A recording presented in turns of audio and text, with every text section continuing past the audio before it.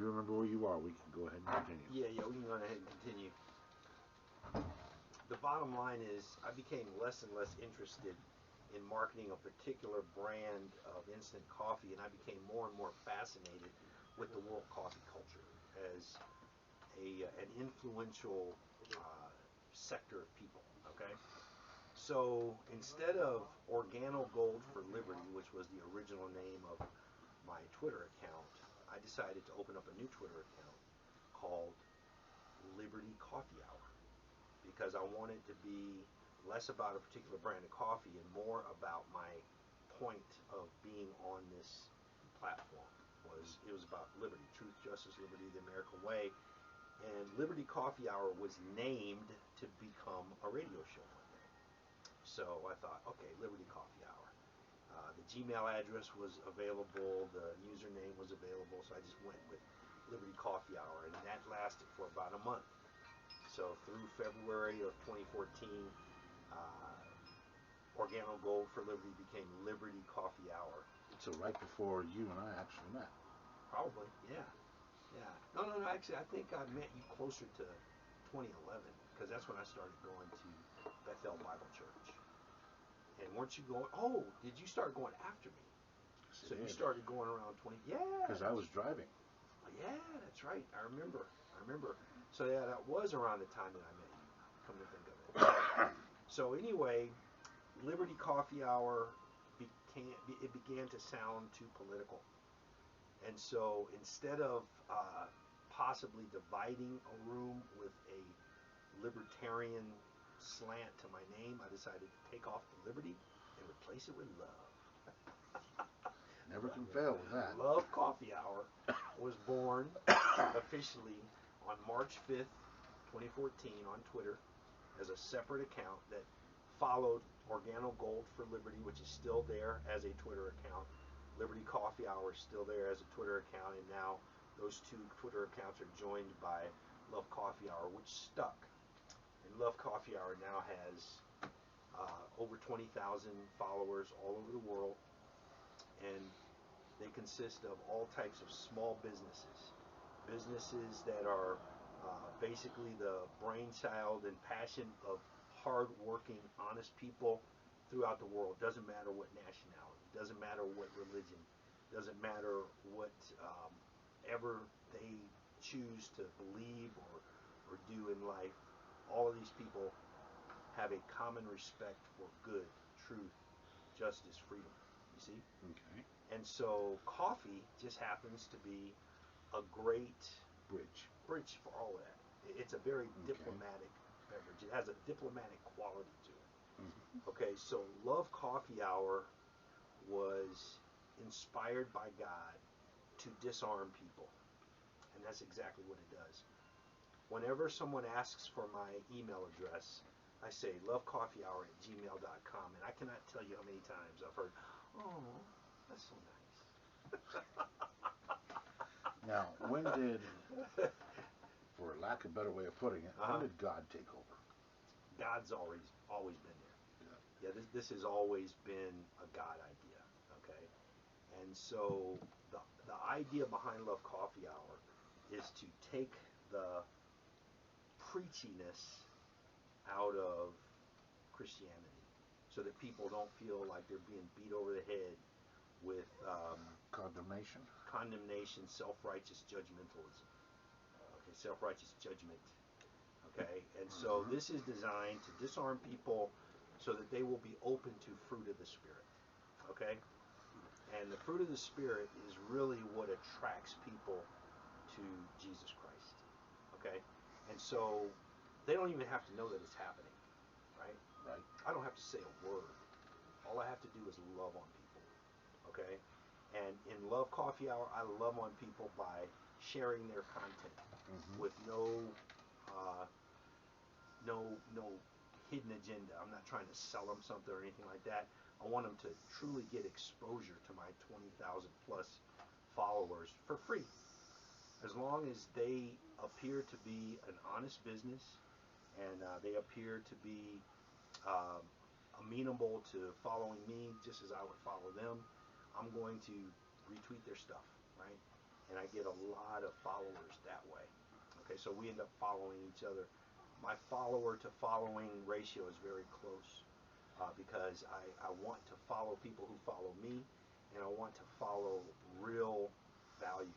Okay, whether it's a restaurant or a coffee shop or a winery or a craft beer house or whatever it is, an author. I have all kinds of different value propositions that I follow. Real people offering real value to the world. So that's what Love Coffee Hour is about, bringing all of these people together for this reason. And here is the mission statement for Love Coffee Hour.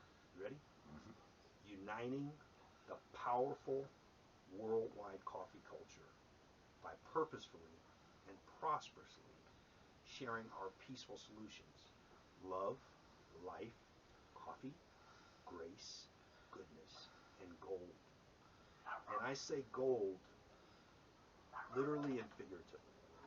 Literally gold, because from January of 2014 to March of 2014, Love Coffee Hour began to become less about coffee and more about real money solutions to our fake money problem throughout the world. Okay? Because what Love Coffee Hour is doing is uniting people about all that we share in common, uniting us around that, as opposed to dividing us along the lines of race, religion, and politics, which is what the world system wants. They want us divided, they want us warring against each other so that they can deceive all of us with the same lies. Okay? Okay. Different flavor of the same lie. Left or right, conservative or liberal, Republican or Democrat or whatever. And what I wanted to do was break down those walls and get people talking to each other over a cup of coffee about what they share in common.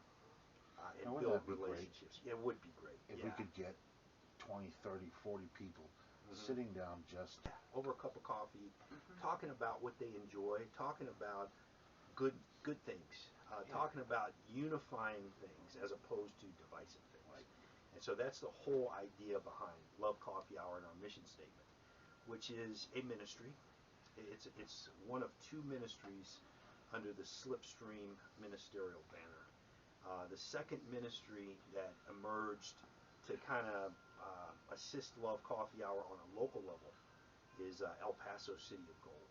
Okay? Mm-hmm. And I'll talk more about El Paso City of Gold later, but right now Love Coffee Hour is serving the purpose of worldwide ministry to get people on the concept of real money solutions to our fake money problem.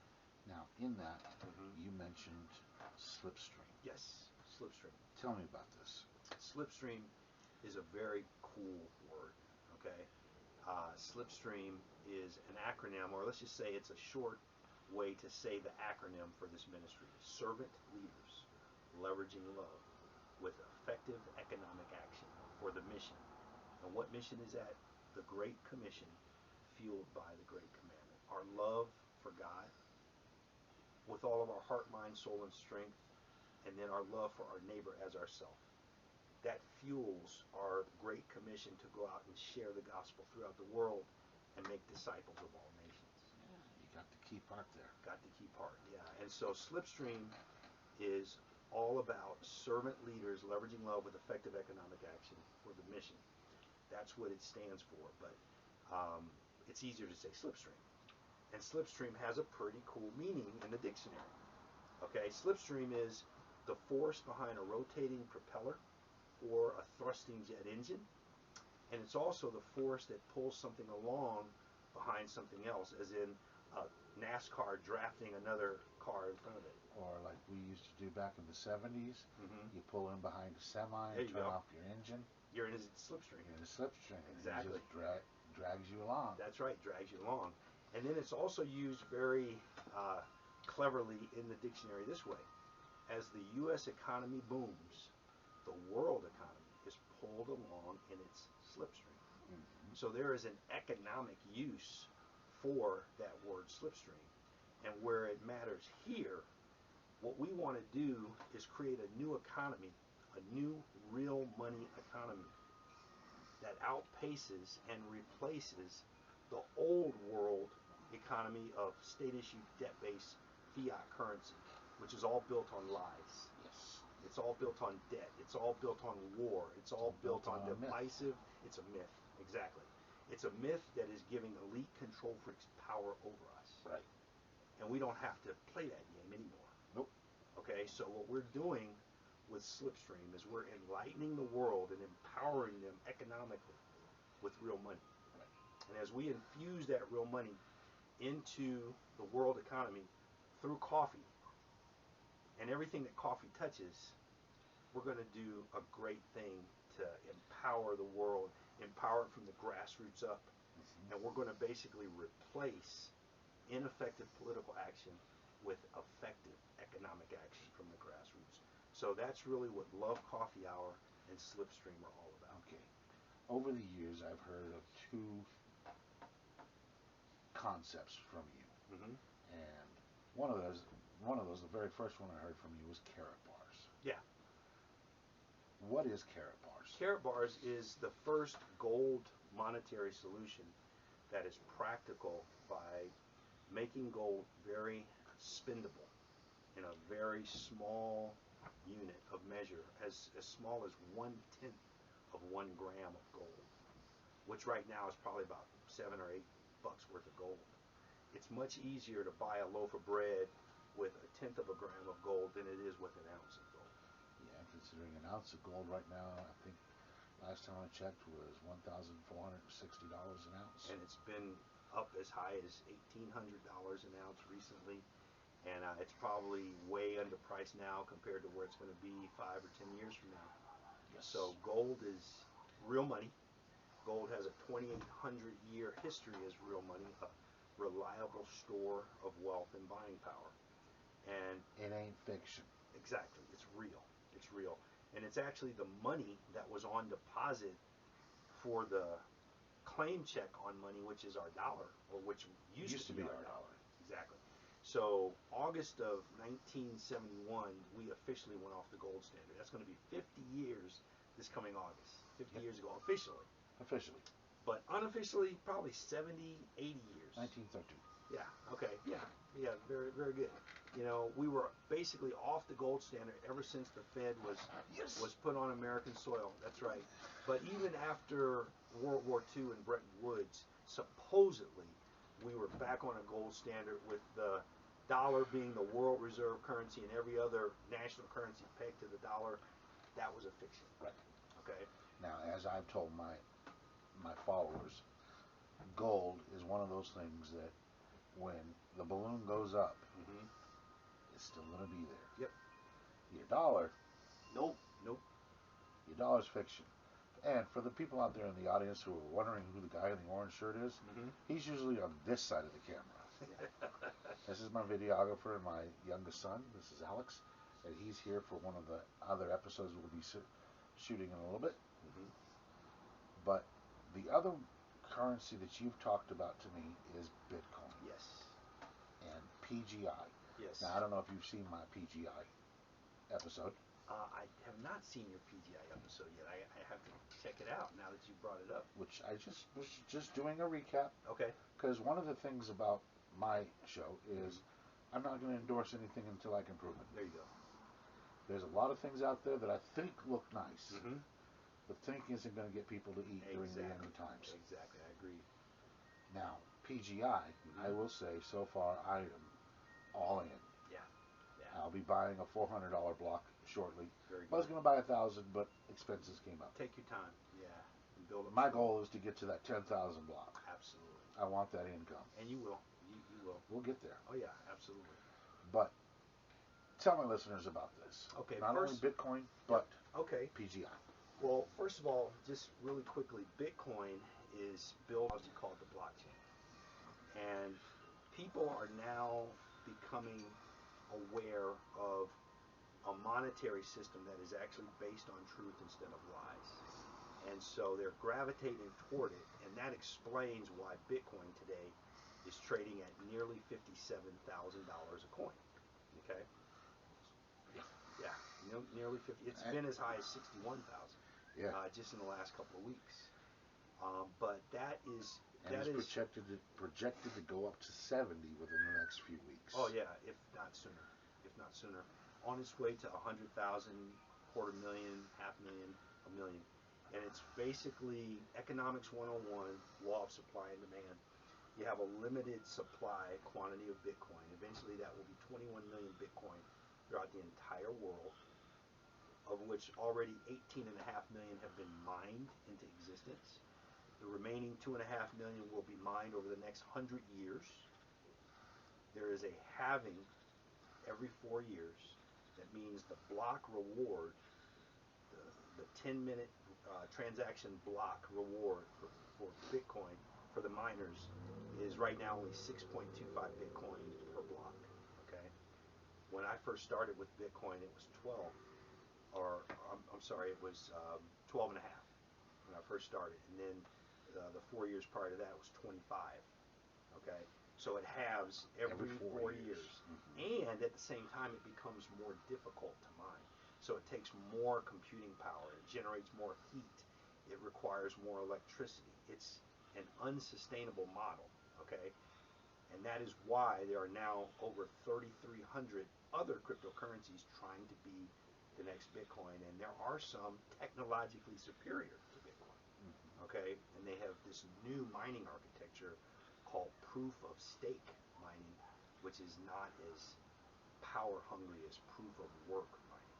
Okay, so Bitcoin is the gold standard of all cryptocurrencies, and it's the primary cryptocurrency that PGI focuses on. What do you mean by a cryptocurrency? A cryptocurrency is a digital asset that is built on the blockchain so that you can have an immutable record that cannot be changed, it cannot be cheated, it cannot be hacked. And it shows every peer-to-peer transaction from the beginning of time, from the Genesis block, which was in January of 2009. And ever since that Genesis block was mined, every 10 minutes or so, plus or minus a minute or two, there has been another block, another 10-minute block, chained in time sequence. Okay, and all of those blocks chained in time sequence are exactly the same on every computer worldwide that's mining Bitcoin, confirming the transactions. Okay? Okay. For the dummies out there, what's all this mean? All this means is it cannot be cheated. It cannot be legally counterfeited by governments who want to basically create money out of thin air like we cannot do without going to jail. They can do it all they want and stay out of jail. And they can use debt-based currency to fund wars and to gain political power and to do other things that are basically very parasitic, taking our hard-earned wealth and buying power that we have to work for. And all they got to do is flip a switch and create fake dollars to steal it from us legally. Yes. So basically, a cryptocurrency is a currency the government can't take from you. Exactly. Now, there's been a recent article I remember reading about a man who's in trouble in Great Britain because he broke the law. He put mining software illegally on other people's phones. Okay. Well, they arrested him, they convicted him, they put him in jail, but they can't get the money he made because $60 million worth of Bitcoin is out of their reach. Out of their reach. And they don't like that. They do not like that. So they try to demonize it. They try to criminalize it. They try to regulate it. All of those are ways to try to steal it from us legally. Okay? It's not so the moral. advantage to a person who, let's say, the U.S. hits Civil War next year. What's the advantage in Bitcoin then? Well, if the U.S. hits Civil War and you have Bitcoin in your wallet, you don't have to worry about the government seizing what you have in the bank, electronic computer blips called dollars that are not backed by anything.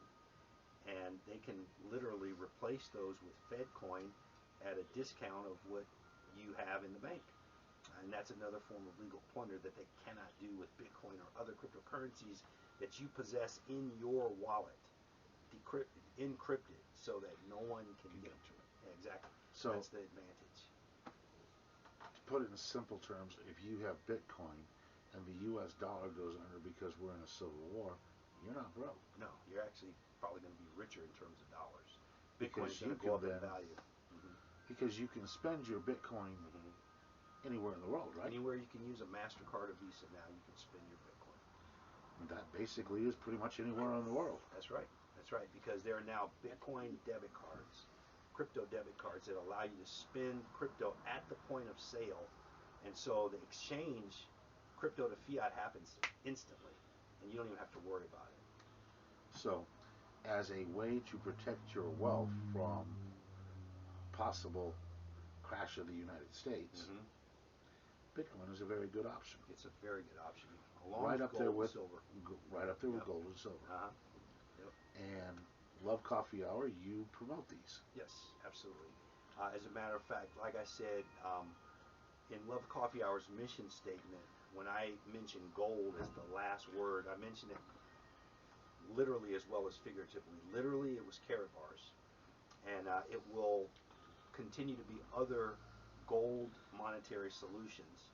It could be 7K Metals, or it could be another company, but there are physical gold monetary instruments that are very practical for daily commerce. Okay, so that's what we want to infuse into the world economy. But I also mean it figuratively in terms of any real money solution like Bitcoin or Ethereum or Tron or any of the other 3,300 cryptocurrencies that you want to choose from. All right. Well, this has been a formative little episode. If you have questions, how can people get a hold of you? You can easily contact me at lovecoffeehour@gmail.com, or if you want to call me up, 915-355-1411 is my cell phone number. There you go, folks. Not too many people are willing to put out the real phone number. Like mine is 555-1515. But thank you, Matt. I'm glad you came in, and I hope everybody out there, go ahead, look into this. Check this out. This is a way that you can finance the end of times. Remember, we're all looking at minimum of 7 years. More likely, 10 to 12 years. Because the fall of the U.S., and that is coming.